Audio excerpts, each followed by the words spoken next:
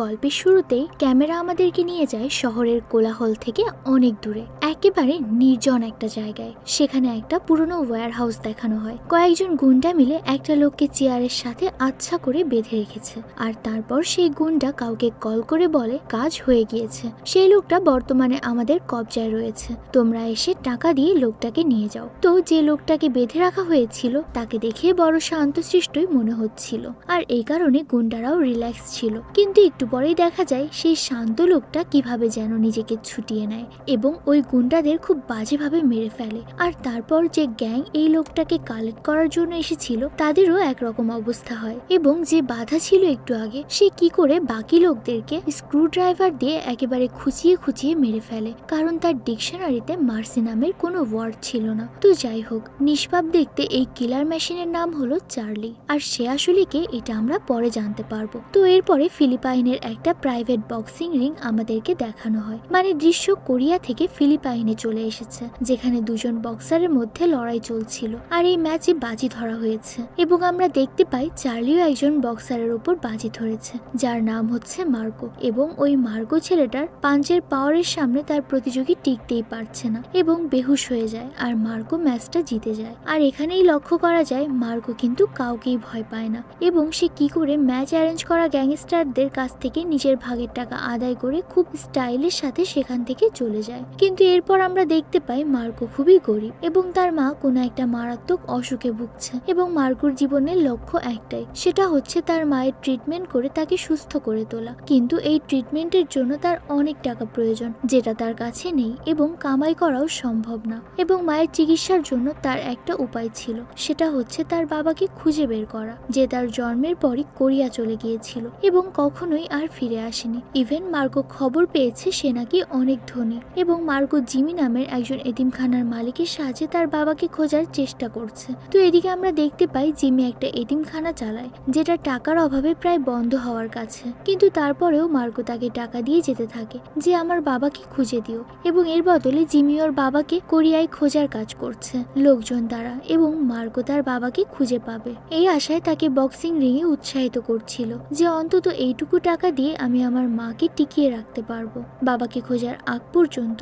এবং টাকা কামানোর জন্য মার্কো কিন্তু জুয়াও খেলে, কিন্তু তার ভাগ্য কখনোই তার সাথে ছিল না। তো এরকম সময় জ্যাকব নামের একটা বাড়ির মালিক, যে অবশ্যই ফিলিপাইন নয়, দেখে মনে হচ্ছে ইউরোপিয়ান হবে, সে মার্কোকে একটা অফার করে, সেটা হচ্ছে জুয়েলারি দোকান লুট করা, এবং ওই লুট করার প্ল্যান পুরো জ্যাকবের কাছে রেডি রয়েছে। কিন্তু ব্যর্থ মার্কো এতটাই ভেঙে পড়েছিল যে সে প্রথমে রাজি না হলেও পরে তার মায়ের কথা চিন্তা করে জুয়ায় সব টাকা হারিয়ে জ্যাকব প্ল্যানে সামিল হয়ে যায়। তো এরপরে রাতে দুজনে জুয়েলারির দোকানের সামনে এসে পৌঁছায়, আর জ্যাকব তখন তাকে বন্দুক দেয়। কিন্তু এরপর মার্কো যখন পেছনের দরজা দিয়ে জুয়েলারির দোকানে ঢোকে, তখন একটা লোকাল গ্যাং তার উপর হামলা করে, আর তাদের কাছ থেকে বাঁচার জন্য মার্কো তার বক্সিং ট্যালেন্টটা ব্যবহার করে। এবং এরপর জ্যাকব যখন বন্দুকটা চালায়, দেখা যায় বন্দুকের ভেতর বুলেটই ছিল না। তো মার্কো তখন বুঝতে পারে যে ওকে ফাঁসানো হয়েছে, আর এরপর যখন ওই লোকগুলো ওদের ওপর ঝাঁপিয়ে পড়ে, তখন আর কোনো পথ না দেখে ও সেখান থেকে পালাতে শুরু করে, আর জ্যাকবও ওকে সাহায্য করার বদলে উল্টো গাড়ি নিয়ে সেখান থেকে চলে যায়।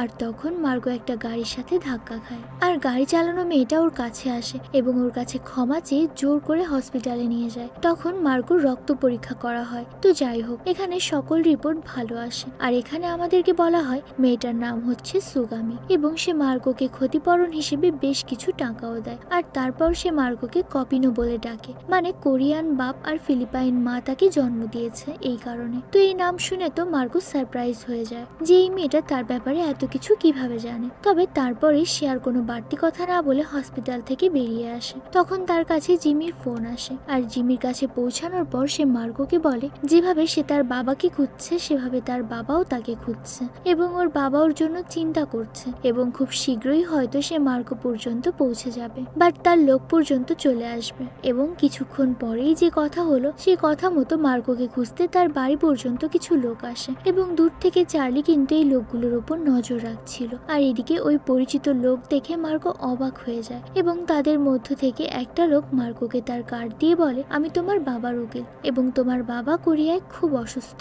আর সেই লোকটা মার্গোকে পাসপোর্ট, ভিসা আর এয়ার টিকিট দিয়ে বলে তোমাকে তাড়াতাড়ি আমাদের সাথে কোরিয়ায় যেতে হবে, কারণ তোমার বাবার কাছে সময় খুবই কম। আর তারা মার্গো মার্কোর অসুস্থ মাকে দেখাশোনা করার জন্য একটা কেয়ারটেকারের ব্যবস্থা করে দেয়। আর লোকটা তখন মার্কোকে বলে, তোমার বাবার কাছে এত টাকা আছে যেটা দিয়ে তুমি এক চুটকিতেই তোমার মায়ের চিকিৎসা করাতে পারবে। তো এখন মায়ের কারণে মার্কো তাদের সাথে যাওয়ার জন্য প্রস্তুত হয়।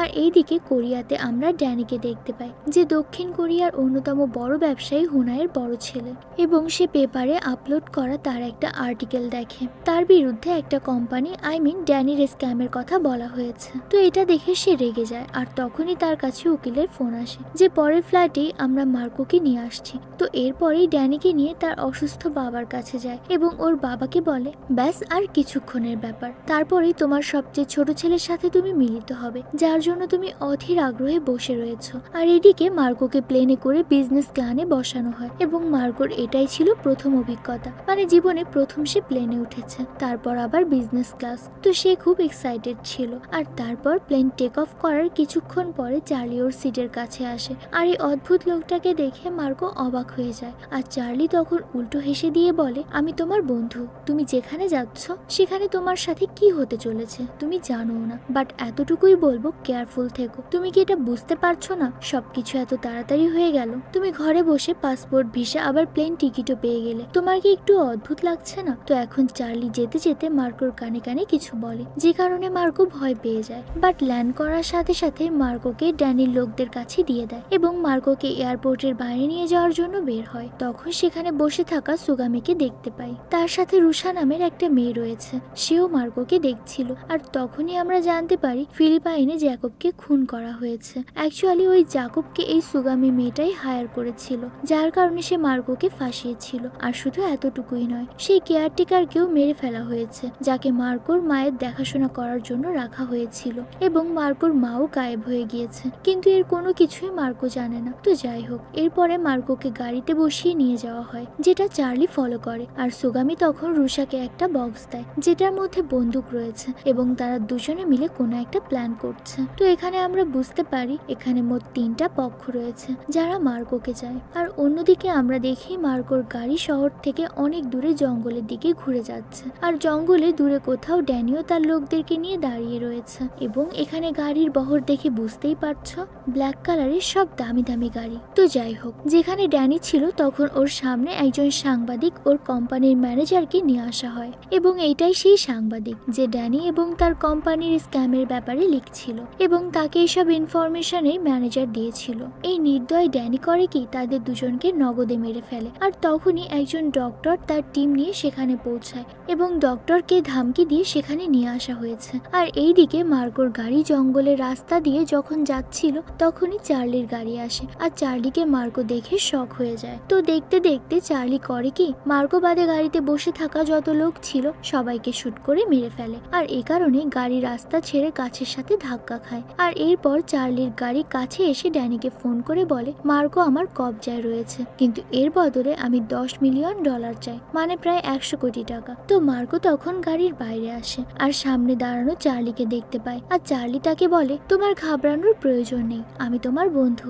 যদিও আমি একজন প্রফেশনাল কিলার, কিন্তু এই দক্ষিণ কোরিয়াতে একমাত্র আমি তোমার বন্ধু। বাট মার্কো তখন উল্টো ভয় পেয়ে জিজ্ঞেস করে, তুমি এগুলো কেন করছো? বাট চার্লি তখন বলে, দেখো, এখন এটা বোঝানোর সময় নয়, তোমাকে এখনই আমার সাথে যেতে হবে। যেমনটা আমি তোমাকে প্লেনে বলেছিলাম, তোমাকে মারার জন্য এখানে নিয়ে আসা হচ্ছে। তুমি যেখানে যাচ্ছিলে সেখানে মৃত্যু তোমার জন্য অপেক্ষা করছিল, কিন্তু তুমি ভীতু। মার্কো তখন জঙ্গলের রাস্তায় দৌড়াতে থাকে, সে কাউকেই বিশ্বাস করতে পারছে না। আর চার্লিও তখন গাড়িতে করে পিছু করতে থাকে। তো ক্লান্ত হয়ে মার্কো একটা ব্রিজের কাছে এসে পৌঁছায়, আর গাড়িতে বসে থাকা চার্লি তখন ওকে গাড়িতে বসতে বলে, কিন্তু মার্কো তখন এদিক ওদিক না তাকিয়েই হাইওয়ে থেকে জাম্প করে এবং একটা ট্রাকের নিচে পড়তে পড়তে বেঁচে যায়। তো ওকে দেখে চার্লিও ব্রিজ থেকে জাম্প করে এবং মার্কো তা দেখতে থাকে। তো যাই হোক, সে ভয়ে দৌড়াতে থাকে। আর তখন ট্রাক ড্রাইভার এসে চার্লিকে আটকাতে লাগে, কিন্তু চার্লির শ্বাসকষ্টের সমস্যার জন্য চার্লিকে থামতে হয়। আর অন্যদিকে ড্যানি জানতে পারে যে তার লোকদেরকে কেউ নির্মমভাবে হত্যা করেছে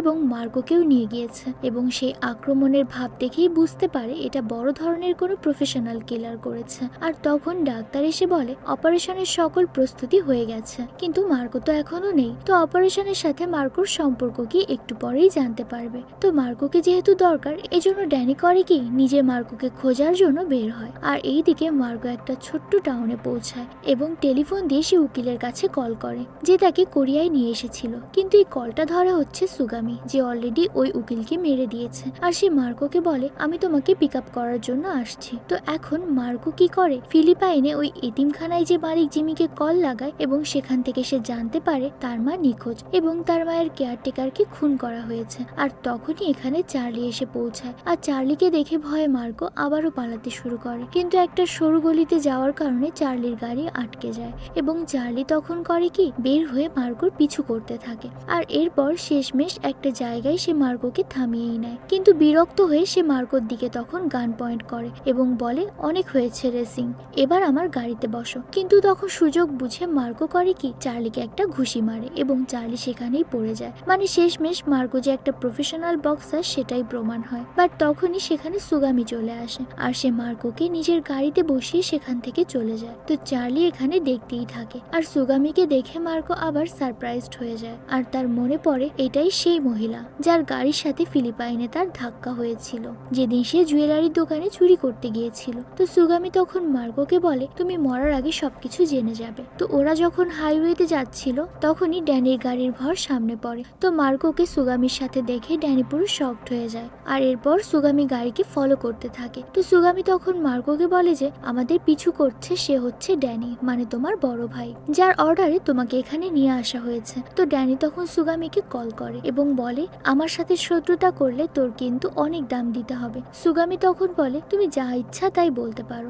যা ইচ্ছা তাই মনে করতে পারো, তাতে আমার কোনো কিছুই যায় আসে না। আর এখানে উল্লেখ্য সুগামি গাড়ি চালাতে একটু বেশি এক্সপার্ট, তো এই জন্য সে গাড়ি নিয়ে পালাতে থাকে। আর পেছন থেকে আসা চার্লিও তখন এই রেসে সামিল হয়। 3 গ্রুপের মধ্যে লম্বা একটা রেস শুরু হয়ে যায়, কিন্তু সুগামি খুবই বুদ্ধিমত্তার সাথে গাড়িতে করে জঙ্গলের রাস্তার দিকে ঘুরিয়ে সবাইকে চমকে দেয়। তো যাই হোক, তারপর সুগামি কি করে, জঙ্গলে গাড়ি থামায় এবং মার্কোকে বলে হার্টের রোগের কারণে তোমার বাবার মৃত্যু শয্যায় রয়েছে। সে অনেক বড় বিজনেসম্যান, $1 বিলিয়ন মালিক, আর সে যদি সুস্থ থাকতো তাহলে হয়তো তোমাকে এখানে নিয়ে আসা হতো না। আর প্রবলেম হচ্ছে তোমার বাবা যদি মারা যায় তাহলে তার যে বড় ছেলে আছে তার হাত থেকেই পুরো বিজনেস এবং সকল সম্পত্তি চলে যাবে, কারণ তার বাবা অজ্ঞান হওয়ার আগে তার সকল সম্পত্তি ড্যানির সৎ বোন রুসার নামে করে দিয়েছে। আর রুসা হচ্ছে যেটাকে আমরা ওই এয়ারপোর্টে দেখেছিলাম। তো এই জন্য ড্যানি সেই উইলটা বদলাতে চায়, আর এই কারণেই ওর বাবার বেঁচে থাকাটা অনেক জরুরি। আর এই কারণেই তোমাকে এখানে নিয়ে আসা হয়েছে। আর ড্যানি বা তোমার বাবা তোমাকে নয়, বরং তোমার হার্ট চায়, যাতে তোমার হার্টটা ড্যানির বাবার হার্টে লাগালে সে সুস্থ হয়ে ওঠে।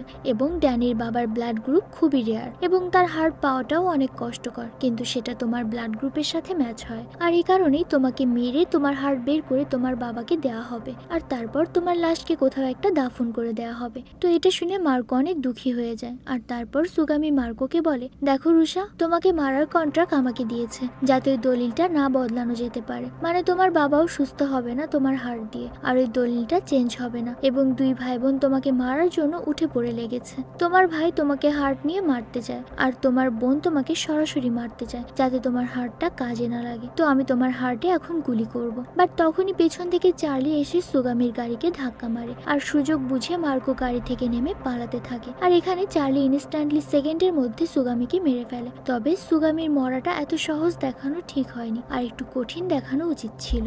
তো যাই হোক, এরপরে ঘায়েল মার্কো কোনোভাবে রোড পর্যন্ত পৌঁছায় আর পেছন থেকে আসা ড্যানি তাকে ধরে নিয়ে সাথে নিয়ে যায়। আর মার্কোকে তারপর হেডের মেনশনে নিয়ে আসা হয়। আর মার্কোকে জীবিত দেখে ড্যানির সৎ বোন রোসা খুব সারপ্রাইজড হয়ে যায়। আর ড্যানি তখন খোঁচা মেরে বলে আমি যেটা চাই সেটা আমি হাসিল করেই ছাড়ি। বাট রুষা তখন বলে তোমরা 2 জন পুরুষ আমার ভাগ্য বদলাতে পারবে না। তো এরপর রুষা বন্দুক বের করে এবং সে কোনো একটা সিদ্ধান্ত নেয়। আর এইদিকে চার্লি ড্যানির ম্যানশন পর্যন্ত পৌঁছে যায়। আর অন্যদিকে ফিলিপাইনে জিমি জানতে পারে যে মার্কোর মাকে কেউ হসপিটালে ভর্তি করিয়েছে, কিন্তু সে কে, এগুলো কেনই বা করছে। আর এইদিকে ড্যানি মার্কোকে তার বাবার সাথে দেখা করায়। আর মার্কো জীবনে প্রথমবার তার বাবাকে দেখছে। তো ড্যানি মার্কোকে বলে আমার বাবা মোট 3টা বিয়ে করেছিল এবং 3 ঘরে 3টা বাচ্চার জন্ম দিয়েছে, কিন্তু শুধুমাত্র তোমার ব্লাড গ্রুপই ওনার ব্লাডের সাথে ম্যাচ করে, আর এই কারণে বাবার জন্য কুরবানি দেওয়াটা তোমার উপর ফরজ হয়ে গিয়েছে। তো মার্কোকে তখন অ্যান্থেসিয়া দিয়ে বেহুশ করা হয় এবং তাড়াতাড়ি অপারেশনের জন্য নিয়ে যাওয়া হয়। আর ড্যানি তার রুমে বসে অপারেশন দেখতে থাকে।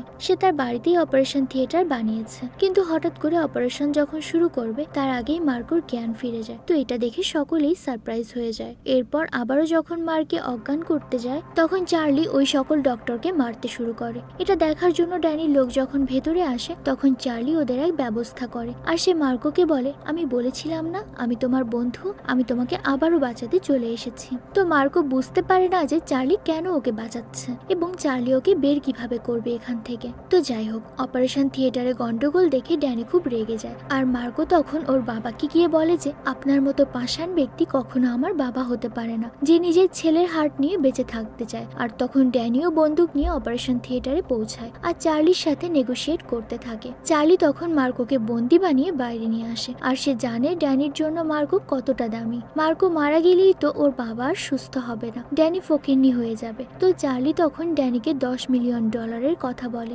এর আগেও বলেছে সে, কিন্তু ড্যানি বলে $10 মিলিয়ন একটু বেশি হয়ে যায়, কারণ ও অত দামি না, খুব বেশি হলে $5 মিলিয়ন দেওয়ার জন্য আমি প্রস্তুত। বাট চার্লি তখন বলে ঠিক আছে তুমি $5 মিলিয়ন দাও, আমি ওর অর্ধেক হার্ট তোমাকে দিচ্ছি। আর তখনই পেছন থেকে রুষা এসে মার্কের উপর বুলেট ফায়ার করে যাতে মার্কো মরে যায় আর হার্টটা নষ্ট হয়ে যায়। বাট ঠিক ওই সময় চার্লি তাকে বাঁচায় এবং দুজনের মধ্যে ধামাকাদার ফাইট শুরু হয়ে যায়। আর ড্যানি জেনে যায় রুষা ইচ্ছে করে এসব গন্ডগোল করছে এবং একটা বুলেটে চার্লিও ঘায়েল হয়ে যায়। এরপর একটা গুলি গিয়ে লাগে তার বাবার গায়ে। ড্যানি এটা জানার পরে রেগে গিয়ে অপারেশন থিয়েটারে ঢুকে পড়ে। বাট চার্লি বলে দেখো বুড়ো এখনো মরেনি, তুমি যদি এখনো টাকা না দাও তাহলে কিন্তু বুড়ো মারা পড়বে। তো হতভম্ব হয়ে ড্যানি তখন কি করে, চার্লির অ্যাকাউন্টে $10 মিলিয়ন ট্রান্সফার করে দেয়। আর টাকা পাওয়ার সাথে সাথে চার্লি কি করে, মার্কোকে ড্যানির কাছে দিয়ে দেয়। আর সে মার্কোকে ভরসা দেয়, ভয় পেও না, আজকের দিনে তোমার অপারেশন অন্তত হবে না। তো এখন চার্লি যখন সেখান থেকে বেরিয়ে যাচ্ছিল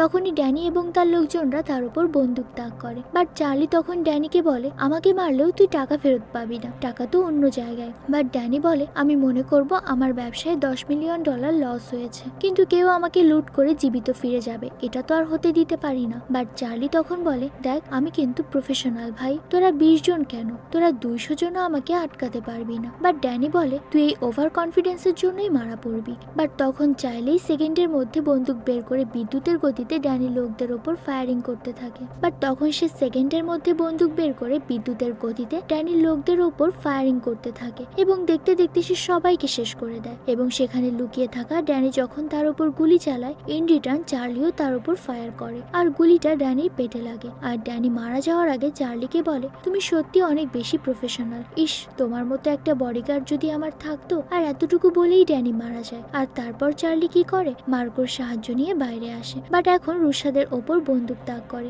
আর সে চার্লিকে বলে তুমি চাইলে চলে যেতে পারো, কারণ তোমার সাথে আমার কোনো লেনা দেনা নেই, আমার শুধুমাত্র মার্কোকে চাই। বাট চার্লি তখন বলে দেখো ড্যানি মারা গিয়েছে, তোমার বাবার সম্পত্তি তো অলরেডি পুরোপুরি তোমার হয়ে গিয়েছে, তুমি যাও নিজের মায়ের সাথে পার্টি করো। রুষা তখন বলে না, যতক্ষণ না মার্কো বেঁচে রয়েছে ততক্ষণ আমার টেনশন যাবে না, না জানি কবে ও এসে আমার সম্পত্তির ওপর আঘাত করবে, আবার সম্পত্তির ভাগ চাইবে, সেটা আমি চাই না। তো এই কথা শুনে মার্কো রেগে যায় এবং একটা থাপ্পড় মেরে বলে তোদের এই নোংরা টাকা আমার দরকার নেই। বাট তখন রুষা চার্লিকে বলে তুমি তো একটা কন্ট্রাক্ট কিলার তাই না, এই মার্কোকে মারার জন্য আমি তোমাকে কন্ট্রাক্ট করলাম। আর তখন চার্লি ওদের দুজনের সামনে রহস্য খোলে। তো রুষাকে চার্লি বলে মার্কো তোমার ভাই নয়। এবং চার্লি এখানে আরো বলে সুগামি মূলত আমাকে হোনাইয়ের ফিলিপিনের ছেলেকে খোঁজার জন্য কাজ দিয়েছিল, যাকে খুঁজে আমাকে মারতে হবে। কিন্তু হোনাইয়ের ব্লাড গ্রুপের ছেলেকে খুঁজতে খুঁজতে আমি কি করে জিমি পর্যন্ত পৌঁছাই। জিমি মানে ওই এতিমখানার মালিক, এবং টাকার লোভে জিমি করে কি মার্কোর নাম আমাকে সাজেস্ট করে, আর সেও তার কোরিয়ান বাপকে খুঁজছিল। তো মার্কোর টাফনেস আর স্মার্টনেস আমার খুব ভালো লাগে, কিন্তু মার্কোর ব্লাড গ্রুপ হোনাইয়ের ব্লাড গ্রুপের সাথে ম্যাচ করছিল না, বা তোমার বাবার ব্লাড গ্রুপের সাথেও ম্যাচ করছিল না। তো এই জন্য আমি একটা চাল চালি, আমি মার্কোর ডিটেলস সুগামি পর্যন্ত পৌঁছাই। আর মার্কোর ব্লাড গ্রুপ চেক করার জন্য সুগামি একটা অ্যাক্সিডেন্টের নাটক করে এবং মার্কোর ব্লাড টেস্ট করায়। তোমাদের নিশ্চয়ই মনে আছে সুগামি কিন্তু অ্যাক্সিডেন্টের পরে মার্কোর ব্লাড টেস্ট করেছিল, আর তখন সেখানে চার্লি ডক্টরকে ঘুষ দিয়ে মার্কোর রিপোর্টটাই বদলে দেয়। তো এরপর সুগামি মার্কোকে কোরিয়া পৌঁছানোর পরে মারার প্ল্যান করে, যাতে করে সে ড্যানির কাছ থেকে টাকা নিতে পারে, আবার তোমার কাছ থেকেও টাকা নিতে পারে। আর চার্লির এই কথা শুনে মার্কোর খুব রাগ হয়। সে চার্লিকে বলে তুমি আমাকে এত বড় একটা বিপদে ফেলে দিয়েছিলে, আমি তো মারা পড়তে পারতাম। বাট চার্লি তখন বলে আরে ভাইয়া আমরা $10 মিলিয়ন পেয়েছি, 5 মিলিয়ন তোমার, আর 5 মিলিয়ন দিয়ে তোমার মায়ের চিকিৎসা হয়ে যাবে, সারা জীবনের জন্য তুমি কোটিপতি হয়ে যাবে। খামাখা তুমি বাপ দিয়ে কি করবে, বাপকে খোঁজার কোনো দরকার আছে,